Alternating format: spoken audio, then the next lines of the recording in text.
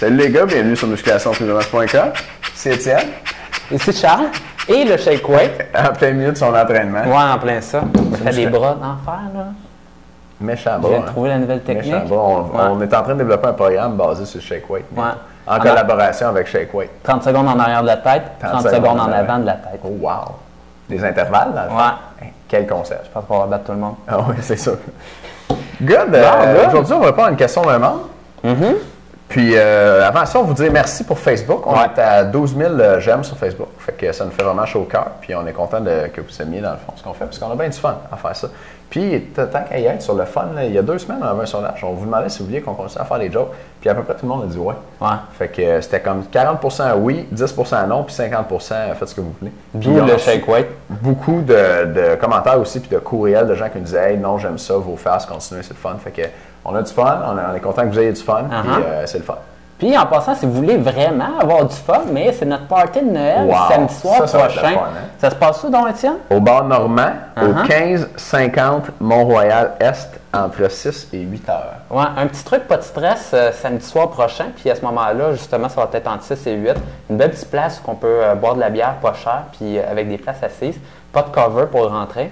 Pas de dress code non plus. Non, pas en tout.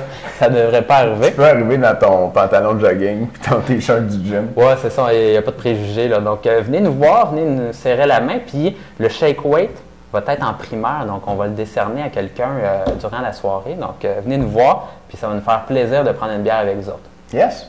Samedi prochain. Donc, bon, aujourd'hui, question maman? Ouais. Ah, je voulais dire une autre chose, c'est ça. Nouvelle fonctionnalité sur le site. Vous avez accès à l'archive des vidéos et vous pouvez faire une recherche parmi tous les vidéos qui ont été mises sur le site. Dans la colonne de droite, il y a les dernières vidéos. Puis juste en dessous, vous avez vidéos plus anciens. Et puis en dessous de ça, immédiatement en dessous, vous avez un champ pour taper quelque chose, un champ de recherche. Fait que du monde qui me demande ça depuis un petit bout, puis il me le demande encore même depuis que c'est là. Fait que là, on va vous le dire, c'est là. Fait que vous avez accès à tout. Puis aujourd'hui, on a une question de Luc du Saguenay. Luc a 37 ans, s'entraîne en musculation depuis 2 ans. Il est membre avec nous. Merci Luc. Mesure 1m74, pèse 172 livres et a 24% de gras. Sa question, salut les gars, est-ce possible de prendre de la masse sans nécessairement avoir les petites poignées d'amour qui, dans mon cas, sont toujours présentes? Maudite poignée d'amour. Hein? C'est clair. Là, avec le temps des fêtes, ce sera pas facile, les poignées d'amour. Non, c'est sûr que c'est pas toujours le meilleur moment pour essayer de perdre du poids. Effectivement. De plus, comme j'ai de gros problèmes de dos, serait-il possible d'inclure dans le programme des exercices alternatifs? OK, ça, on va te répondre en personne, Luc. On va te répondre directement là-dessus. Mais pour ce qui est de comment prendre de la masse sans avoir des poignées d'amour, tu y vas, je vais? Ben, vas-y, parce que moi, je vais lui dire quoi faire pour le squat et le deadlift. Ouais. Parle-moi de ça. Puis on va régler ça tout de suite. Bon, ben, écoute, Luc, ton corps, il ne peut pas faire 2 choses en même temps. Ou si tu essaies de faire 2 choses en même temps, ça va aller assez mal. Ton corps, il peut prendre de la masse musculaire ou perdre du gras. Puis ça dépend de ton bilan énergétique, c'est-à-dire la différence entre ce que tu manges et ce que tu dépenses.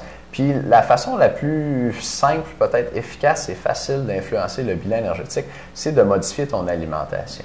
Parce que, oui, tu peux faire plus d'exercices pour dépenser plus de calories, puis il y a des façons, mettons, d'améliorer ta musculation, d'améliorer ton cardio, je vais t'en parler un petit peu plus tantôt, pour brûler plus de calories puis avoir un stimulus d'entraînement plus fort pour brûler plus de gras. Oui, tu peux faire ça avec ton activité physique, mais mettons, une séance d'entraînement en musculation normale, là, ça brûle entre 200 puis 300 calories. Puis ça, c'est l'équivalent genre à 2 bâtons de ping-pong.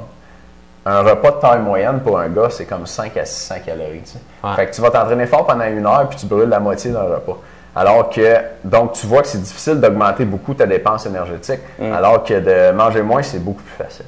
Fait que si tu veux perdre tes poignées d'amour, il faut que tu manges moins. Mais là, si tu veux prendre la masse, il faut que tu manges plus. Fait que comment ça marche? Ça marche de la façon suivante, tu alternes les deux. Tu fais des phases de prise de masse, puis tu fais des phases de perte de poids.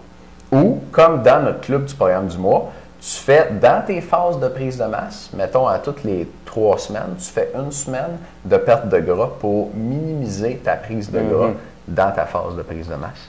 Fait que une fois un, une fois l'autre. Puis ce qui va varier principalement entre les deux, c'est la quantité d'aliments que tu manges. Fait que pendant ta phase de prise de masse, tu as un petit surplus, tu as un petit bilan énergétique positif. Puis pendant ta phase de perte de gras, tu as un déficit. Donc, tu as un bilan énergétique légèrement négatif.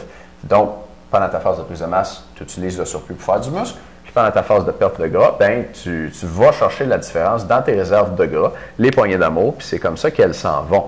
Si toi, là, tu nous dis 24 de gras, ça va te prendre 1 ou 2 bons cycles de perte de gras pour faire partir ça. Je te recommanderais pas de faire juste 3 semaines de prise de masse, 1 semaine de perte de gras. Je te recommanderais de faire un 4 à 6 semaines de perte de gras intense où tu as diminué ton apport énergétique pour faire ça. Tantôt, je te parlais de façon d'optimiser ton entraînement pour perdre plus de gras. Tu peux le faire avec la musculation, un peu. Tu peux le faire avec le cardio, beaucoup. Et puis, avec le cardio, la méthode très efficace pour perdre du gras rapidement, c'est l'entraînement par intervalle. L'entraînement par intervalle, ça consiste en faire des pointes de vitesse rapide, ou de difficulté rapide si tu es sur un vélo, mettons, entrecoupées de pointes de récupération ou d'intervalles de récupération, où tu récupères pour pouvoir aller, encore une fois, vite dans ton prochain intervalle rapide. Donc ça, c'est prouvé. Il y a des études qui sont citées des fois où on a vu des diminutions de perte de gras de 9 fois plus avec l'entraînement par intervalle. En général, ça ne va pas jusque-là, mais on sait qu'on perd du gras pas mal plus rapidement avec l'entraînement par intervalle qu'avec l'entraînement continu classique. Fait que si tu veux maigrir, entraînement par intervalle, très bon pour toi. Puis cette semaine, ça tombe bien, tu as la méthode 4 par 20 pour être cut, qui est en vente. Et puis ça, c'est 4 entraînements par intervalle cardio qui durent 20 minutes du début à la fin. Donc, ton cardio en tout, il dure 20 minutes. Tu en as 4 différents, sont optimisés pour te faire perdre du gras. Et puis, l'information est en dessous de vidéo si tu en veux plus là-dessus. Absolument. Puis écoute, Luc, moi je te disais que j'allais te donner la solution pour autant tes squats que le deadlift.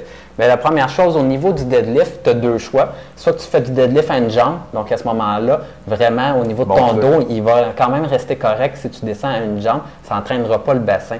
Et l'autre chose, c'est que tu peux faire du back extension. Donc, le bon vieux, là, si tu as la machine au gym, la plupart des gyms ont ça. Donc, tu as les pieds pris, puis tu es dans les airs, là, puis tu te relèves le dos comme ça. Donc, à ce moment-là, tu n'auras pas tes douleurs lombaires. Ça ne devrait pas, tout dépendamment. Dans le fond, c'est quoi ton problème lombaire, là, mais la plupart des personnes qui ont mal dans le dos, ça ne devrait pas causer problème. L'autre chose pour tes squats, mais là, à ce moment-là, il faut que tu enlèves le dos de l'équation. C'est vrai qu'au squat, si tu as un problème de flexibilité, ton dos va rentrer dans l'équation assez rapidement puis ça risque de te faire mal dans le dos. Donc, fais des fentes à la place ou des step-up. Donc, les step-up, c'est le pied sur le banc puis tu te lèves en haut. Ou les fentes, à ce moment-là, ben, tu vas être en position de fente, tu descends ton genou arrière au sol et ça travaille vraiment bien les cuisses.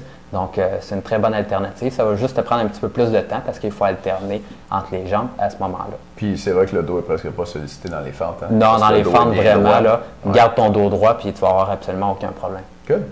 Luc, j'espère qu'on a bien répondu à ta question. On espère vous voir ce samedi, le 17, au 1550 Mont-Royal-Est, au bar Normand pour notre party de Noël.